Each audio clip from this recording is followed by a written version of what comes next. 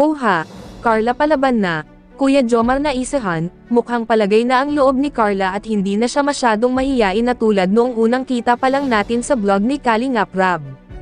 Ngayon ay may hugot si Carla kay Kuya Jomar niya, na hindi man lang daw kinilig si Kuya Jomar niya.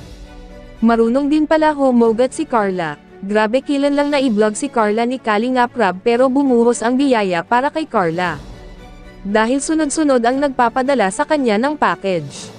At may nagpapaabot din ng cash para sa kanya ng allowance. Napaka-worthy naman po talaga ni Carla sa tulong na ipinapaabot sa kanila dahil makikita din naman na nagsusumikap din talaga si Carla. At sana may mag-sponsor din sa pabahay nila Carla, at sana makahanap na din sila ng lupa.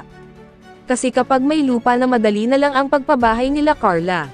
Dahil kailangan na din talaga silang mapabahayan dahil pinapaalis na pala sila sa lupang tinitirikan ng bahay nila. Kaya nasabi talaga ni Kalingap Rab na swerte ang pagkakataong nakikilala nila si Carla dahil kailangan nila talaga ng tulong.